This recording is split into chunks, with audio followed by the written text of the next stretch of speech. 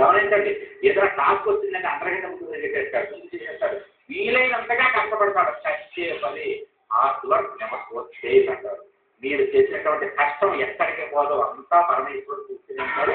మీరు పడినటువంటి కష్టానికి మంచి ఫలితం ఉంటుంది. ఈ రోజు కౌశలు పొందేటటువంటి ఫలితం ఎంతమందిలో 16 మందిలో నెంబర్ 1గా నిలబడటం అంటే మాటల, అంతమంది అభిమానం సంపాదించుకోవడం మాటల, ఒక మాట తోలకుండా నిలబడటం, అంత నిజాయితీగా ముక్కుసూటితనంగా ఒక నిలువెత్తు మాటల, దానికి కారణం జాతకంలో ఉండే యోగం. అతను పడినటువంటి కష్టం కూడా. ఇంకో విషయం చెప్పుకోవాలి, మన చాలా మంది గురువు అంటే ఏం చేసినా కానీ నాకు అంతా శత్రువు లేని అంటారు. మరి కౌశల్యకి ఉన్న వాళ్ళందరూ శత్రువులు కాదు, అతను అప్పుడో 15 మంది ఒకవైపు. అందరూ ఎన్ని రకాలుగా బాణాలు ఇచ్చారో అన్ని రకాలుగా బాణాలు ఇచ్చి అతను మీకు ఇష్టం వచ్చినట్టుగా మాట్లాడి ఏదో ఒక రకంగా బాధపడటం వస్తే, కానీ వాళ్ళు అలా బాధ పెట్టడం వల్ల అతను రాసులేదు ఇంకా అభిమానాన్ని తెచ్చుకోవడానికి అవకాశం ఉంది.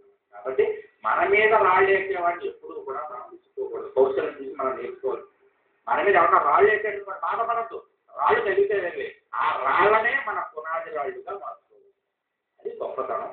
జాతకం కొంత ఇస్తే మనం కష్టపడేటటువంటి కొంత ఉంటే, దైవానుగ్రహం కొంత కలిస్తే, అన్నీ కలిస్తేనే రాళ్ళు చేయాలి.